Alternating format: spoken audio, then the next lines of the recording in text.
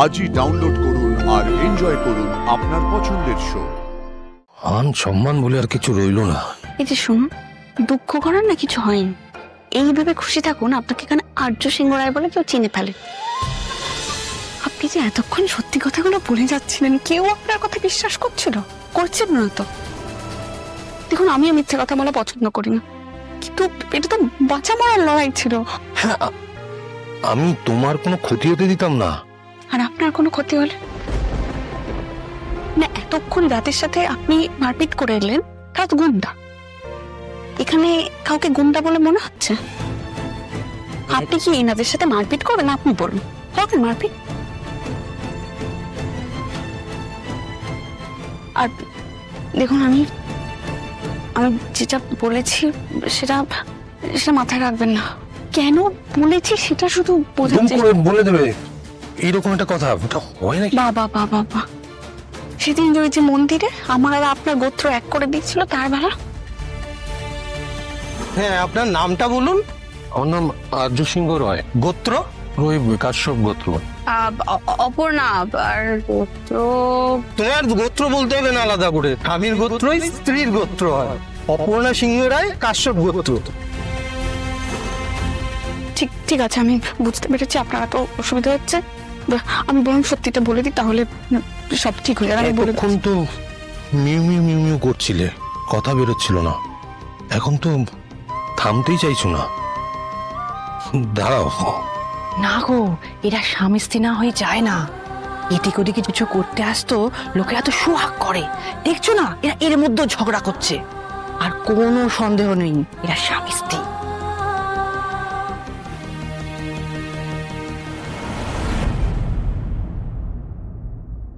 Excuse me.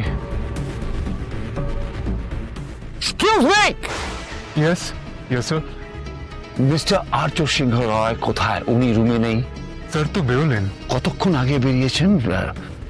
সঙ্গে security ছিল? Security উনি বেরোলেন দেখলাম, তারপরে তো আর কিছু জানি না। সিসিটিভি ফুটেজ দেখাও, সিসিটিভি ফুটেজ দেখাও। Sure sir.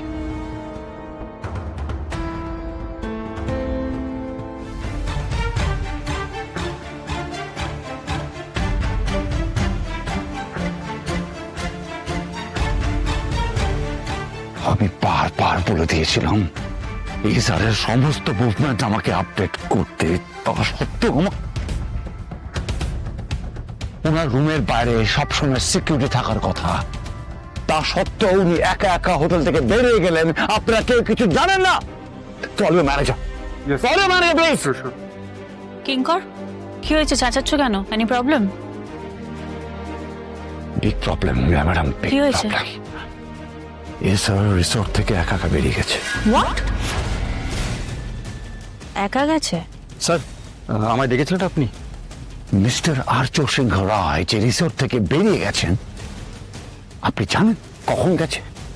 মানে হ্যাঁ স্যার, অ্যাকচুয়ালি আপনাদের অফিসের একজন ম্যাডাম যিনি রুম নাম্বার 25-এ আছেন, তিনি আগে বেরোলেন, তারপরে উনি বেরোলেন।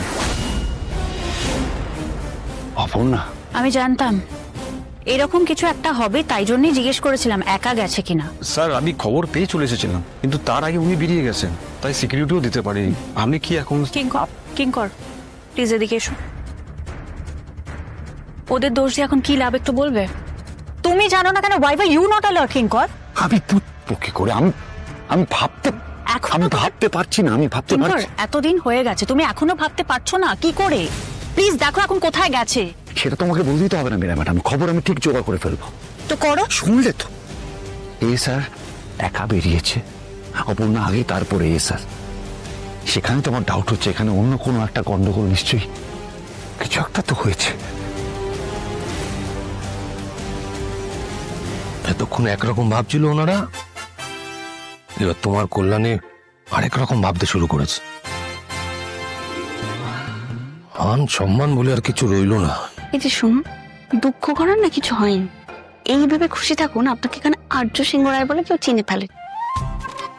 এই মেয়ে, তুমি অত মুখ খোলা কেন গো? স্বামীর মুখে মুখে অত কথা কিসের? যাকে যান, ভুল বোঝাবুঝি মিটে গেছে, যা হয় সব ওই ঠাকুরের ইচ্ছেতে। জানো তো মা, তোমরা আজকে খুব ভালো দিনে আজকে এখানে এসেছো। হ্যাঁ, খুব ভালো দিনই এসেছি, সেটা হাড়ে হাড়ে বুঝতে পারছি। খুব ভালো দিন ঠাকুরমশাই।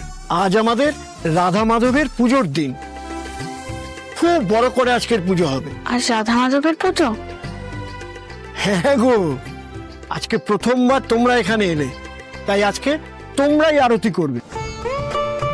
আসলে অনেকটা রাত হয়েছে, আমাদের অনেকটা ফিরতেও হবে আজকে।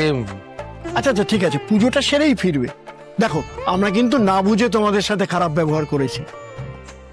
তোমরা এই পুজোয় যদি অংশ নাও, আমাদের খুব ভালো লাগবে। এই পুজোর বিশেষত্বটা বলে দিন বাবা। এ কিন্তু যে সে পুজো নয়, আজ রাধা মাধবের মিলনের রাত। এই রাত 20 বছরে একবার আসে, আর এই পুজোয় সদ্য বিবাহিতরা সবাই অংশ নেয়। আচ্ছা এসো, তোমরা সবাই মন্দিরের ভেতরে এসো। আসো। এই সবাই চলো। চলুন স্যার।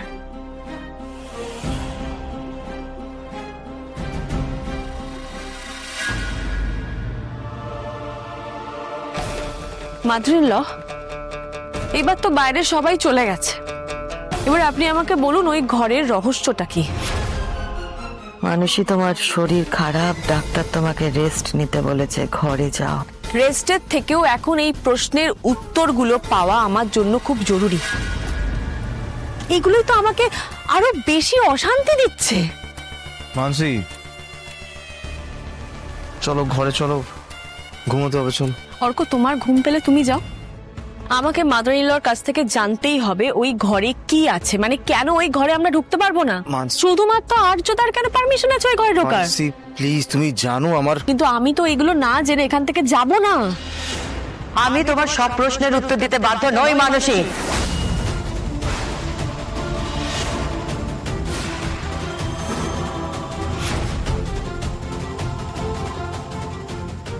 এভাবে কথা বলতে আমার ভালো লাগে না, আর এক কথা বারবার বলতেও আমার ভালো লাগে না মানসী। আমি বারণ করা সত্ত্বেও তুমি এমন কাজ করো যেগুলো আমার পছন্দ নয়। আমার তো এইসব রাগঢাক পছন্দ নয়, আপনারাই তো করছেন। আমি পরিষ্কার বুঝতে পারছি আপনারা কিছু লুকিয়ে যাচ্ছেন, আমাকে সেটা বলছেন না। মানসী, তুমি আমাকে এইভাবে প্রশ্ন করতে পারো না। ভালোভাবে জিজ্ঞেস করলে তো আপনি পাশ কাটিয়ে যান, বিরক্ত হলে ধমকান। তাহলে তো আমাকে আমার মতো করেই জানতে হবে, তাই না? কি বলছো? এত কৌতূহল ভালো নয় মানসী। তাহলে কোনটা ভালো মাদার ইন ল?